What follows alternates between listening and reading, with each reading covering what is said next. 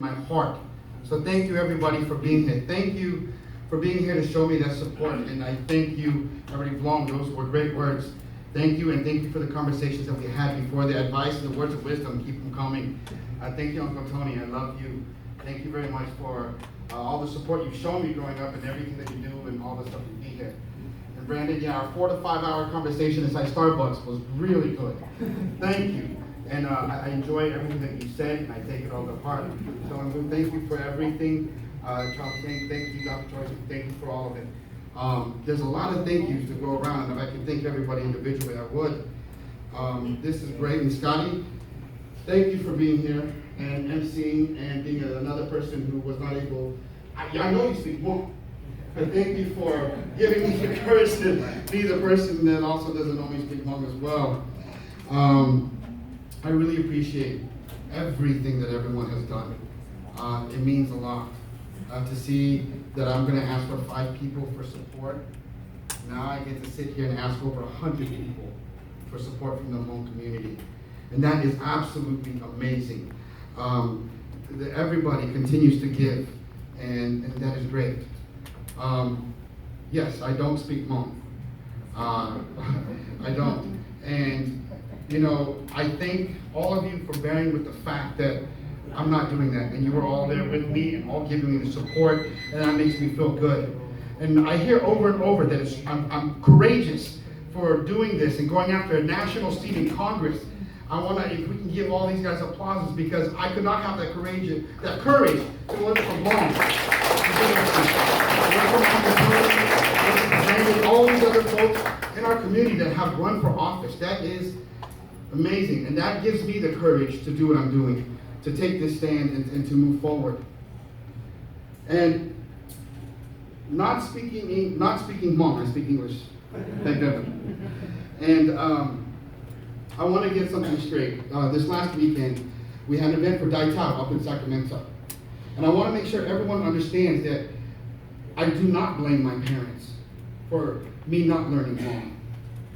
Where we come from in this country, it is a story that has been told over and over again through the Italians, through the Mexicans, through any immigrant group that has ever come here. That in this institution of America, we teach people to leave their cultures behind. And I don't want that for the Hmong culture. I see myself as that ground zero of the Hmong culture kind of disappearing, and I want to grab it back. And I open it up to the community to please help me learn to speak Hmong. Because I know what it is like to be Hmong. I am Hmong. And I would love it if anyone and all of you please teach me. And I will be here, and I open my arms to that, and I welcome anyone to teach me this. But we as a community need to ensure that it doesn't continue to happen. So we hold on to our Hmong culture. Okay, we hold on to our Hmong language. And to do that, we have to be a strong community and make it something that everybody is proud of. So this is a metaphor that I can continue to have throughout my life. And I compare a community infrastructure to that of a river. You see, when you swim in a river, you are living in a community. And let me tell you, it is always easiest to swim downstream. And it's most difficult to swim upriver. It always is. So what we do as a community is always, we just go with the flow, right? You just go down. And as you go down that river, and you're going with the flow, your opportunities are what you see in front of you, what you see up ahead, beautiful trees, things to jump off of, things to swing from. You see sometimes calm, long shores and beaches that are beautiful to swim in. And sometimes you see big, giant boulders so you can jump off of them and have a great time. But sometimes that river will take you down, where the flow will take you down places where the shore is barren and bleak, desperate of life. And so what we want to do as a community is to make sure our downstream, our going with the flow, is somewhere where we see beauty. And as I look around in this room, and as I heard some great things today from very important people and other names that were spoken, that is what we believe that the Hmong community, that the river is like. I heard names. We have 2 judges. We have mayors. We have councilmen here speaking. We got school board. We got state senators. We have a lot of people that we are always praising and we're always saying great things about, that they are great leaders, and we are proud of them. But that isn't our river. Who these people are, they're the ones who have perseverance, strength, and energy. They're the ones who swim upriver. They're the ones who have gone upstream to build us another river. And we aren't there yet. And the reason why I say that is, what does our river really look like? Where is the flow? Contributing stuff to the Hmong National Development Conference, I learned something a couple years ago. Our dropout rates from high school for the Hmong community was 40%. You can't get worse than that. At 40%, we are right there with the lowest of the low in this country. That hurts. That isn't a representation of what I grew up with and what I see. We have a lot of great accomplishments, and yet that is where that flow is taking us. When you look at our college dropout rate for men, is within the first 2 years, we're 50% dropout rate. We cannot finish college as a Hmong male. Our crime rates are increasing. Our incarceration rates are increasing. The crimes that are being committed are getting worse. It's easy to go with the flow. But we need the flow to be for graduation. We need the flow to be in other areas. And the flow that is represented right now, the things I spoke about, dropping out, about crimes, that becomes the flow of the stereotype for the Hmong community. You see, I went on an airplane trip and I was going to a conference that was taking place in Orlando, Florida. And I really wanted to treat myself well. So I said, I want to sit next to the millionaires and so forth. So I was able to get a first class seat, my first time ever flying first class. It was great. And I had a layover in Dallas. So as I was on the airplane leaving Fresno, going to Dallas, I sat next to this millionaire. It was great. She owns dating sites on the internet. She's in all kinds of different states, and she was coming here because she was opening one up here. And she's from Arkansas. And we had a great conversation. It was amazing. We're talking about business ventures, things that we've tried, things that have failed, and there's so much respect for all the things that we've accomplished in business. And then she asked a question. So what are you? I said, I'm Hmong. And immediately she went, ah! This is on an airplane. Mid-air, she jumped out of her seat into the aisle. And she said, am I gonna be okay? I didn't know what to do except for laugh. That's all it's true. Because it was so uncomfortable. And I said, sit down, sit down. I don't know what anyone told you, but we just had a conversation. We're talking about business and so forth. I don't know why you got up. And she looked at me and she said, well, the guy, my manager in the office said the Hmong people will kill people. And that is a little bit of representation of our flow. And I want to change that. I want to do that. I want to join the likes of you, Uncle Tony, and Long and Brandon. I do. I want to join that group and swim upriver. Okay? That's what I want to do for our Hmong community. And you know, in order to join politics, and we've talked about this long, it's like, when I'm joining politics, no one knows who I am. There's no name recognition. And as I move forward, and I know I need the Hmong community, I need all of you to stand behind me, and I know everyone has been saying it, but I do. And I'm glad that they support me, and I'm glad that these words are coming out about me. But I also would love for you guys to support me because of who I am. And so I have to tell you who I am, right? And because that's what everyone else is going to want to know when they speak to you. When that American person says, hey, you're Hmong, don't you know Bobby? That's what's going to happen. And I'm sure you guys are getting those phone calls right now. So, those of you that don't know me, I have this card here that I put on the table. I don't usually like to talk about the things I've done or brag or anything like that. But in order to get into politics, I have to do it. And so that changes now. Now I'm going to tell everybody what I do. And now you guys are going to tell everybody what I do in support of me, in support of our community.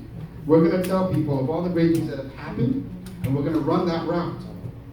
So yes, I am a first-generation Hmong American born here in America. I'm a natural-born citizen. I'm a business entrepreneur, an executive, founder of Health and Life Organization, the CFO and CIO over there. We started that organization, okay, for Hmong people. That's what it was. We wanted to be able to create jobs for Hmong people. And how do you do that? You do that by controlling the jobs. We could have looked and created an organization to find jobs for people, do HR recruitment. We could have done a lot of that stuff, but we didn't. We decided, hey, let's create a company that will be forced to hire our community.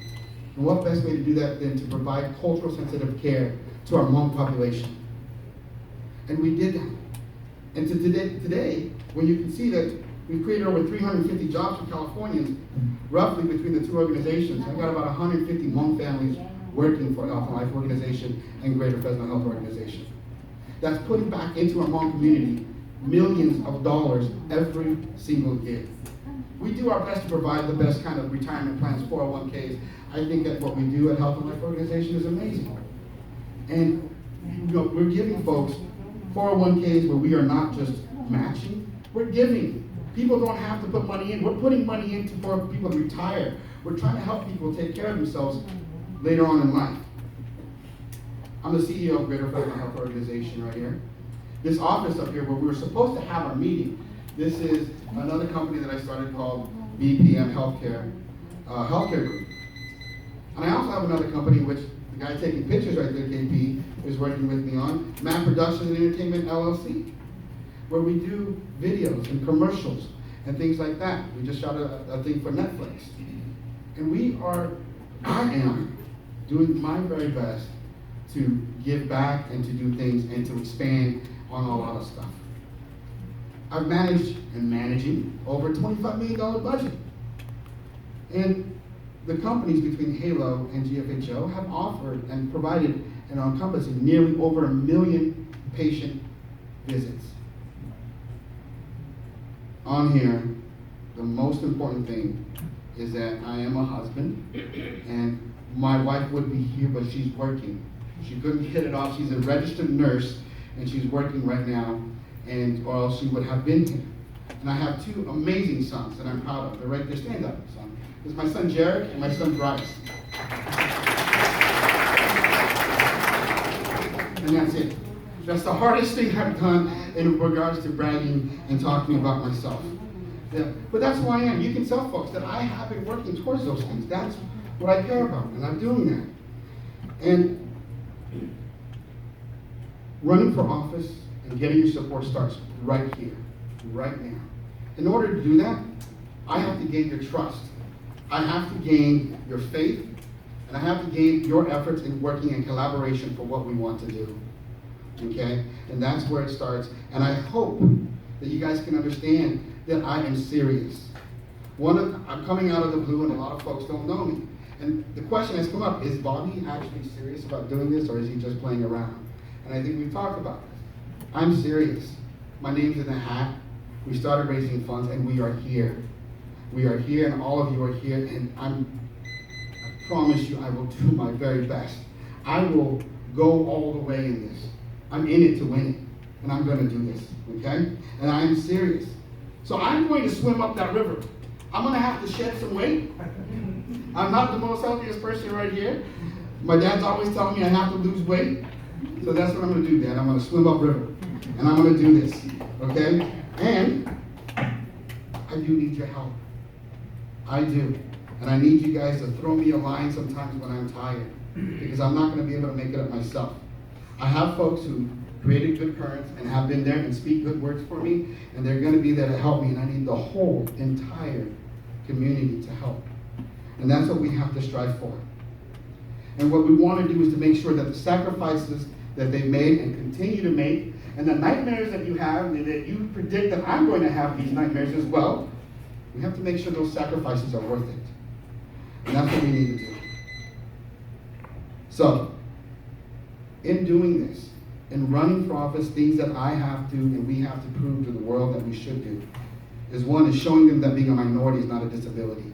With the stuff that we talk about going on in Washington, going on in Charlottesville, going on in all these things, and saying everything that's a minority, everything that's a RAISE Act, you have to know English, that you won't make it here in America, that you're just going to live off WIC and welfare. We need to change that. And we need to show them. We need to show them that immigration is not immigrants are not a stream to distress. We need to show that the Hmong people, what you guys have done here with on short notice, you mustered up the grit to come in here and show support and know that the next level is coming. So in doing these things and supporting all the things that all these guys have asked and everything we're asking, we're going to put dams in place to remove all the flows that go to the distressed areas. What we need to do now is create new paths for streams to success, and I believe we can do that. We're going to build a community where the flow is building a flow to those who graduate high school, to those that feel that college isn't a choice. It's what we have to do in this community. It's what you normally do. That doing your homework, sons, is mandatory. That you just do it because you do it. Where the Hmong community is full of opportunities in which the jobs that we get are the jobs that we chose. And not just jobs that fell into their hands or jobs that were the only jobs available. So that when you talk to a janitor, when you talk to a teacher, a professor, a lawyer, a dancer, a musician, or a politician, it's that they chose that job. Right? That's what we want to do. So, we are here today, and the purpose of all of this, I know there's a lot of great words and a lot of things, but it's to get the continued support to accomplish this dream, to accomplish this river, to accomplish where this flow goes. So, when people ask you that question is, especially starting from a Hmong community, is Bliatout Hmong? You're going to say yes. And you're going to say Bobby Bliatout is proud to be Hmong. Bobby Bliatout is going to try his very best to do what's right for the Hmong community. So, what I ask of you guys today is to help. And where that help comes from, I know a lot of folks have said things, but really it is to help organize, to hold signs, to call people, to raise funds, to help strategize, to do all of these things. And that fight and that build starts now. Because if I'm able to win, our community wins. And I want that to happen more than anything else, because that is the reason why I am doing this. That is the reason why I decided to step up. Okay? And so this opponent that I have is Devin Nunes. Okay? And Devin Nunes has been there for a very long time. You talked about taking someone out who's been there for 16 years. This is one of those kinds of races. This is an incumbent that doesn't even need to come out. So there isn't an absolute strategy just yet. But you see, with all the things going on right now, we have learned that silence is deafening. And Devin Nunes doesn't say much. Devin Nunes doesn't listen to his people. He doesn't have a conference. In fact, what I'm doing right now, is much more than he's done when talking and listening to folks. And having a meeting like this. So we need to make sure people understand that. Okay? And we need to understand, if everyone doesn't know this, that he's trying to take healthcare away from us, from our people. In the clinics that we work in, the clinics that I operate, 30% of them are on a plan that if we repeal Obamacare or Affordable Care Act, if we repealed it, 30% of those individuals would fall from healthcare. And some of you are in this room as well. So what we want to do is to make sure that he can't stay quiet. What we want to do is to make sure that he comes out. Let him get up there and let him debate with me. That's what I want to do. Because if we do that and he has that, then we are already winning this race. So that is kind of putting the cart before the horse in a sense, because that's what we have to get to. That's the ultimate goal, is beating Devin Nunes. But right now, I need to go and win the primaries. And the primaries will be in June. And so we've heard of register to vote. Get everyone who has the ability to vote to register to vote. And even at this very best, right now, in Fresno County alone, I still have to get the data from Visalia and Tulare County. But there's actually 4,500 people, Hmong people, and there's probably more. I looked it up by our last names. But 45 Hmong people in Fresno County, in District 22, that actually are registered to vote. So we need to reach out to all of these individuals, and anyone who helps, we'll get this list and reach out to them to have them vote. Because last year in the primaries, only 800 of them voted. Oh, and some of you are on that list as, remember, to win primaries, and to vote for me, you gotta be a Democrat. So we have about 860 Hmong Republicans. Uncle Sam? Let's switch. Let's show that support. All right?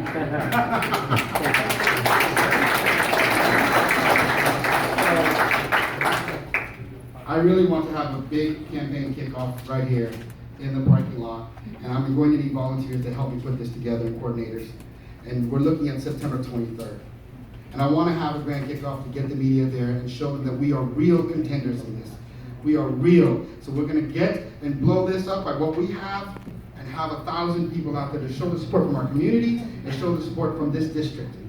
And I, again, thank you very much for everything and the messages that they said, please.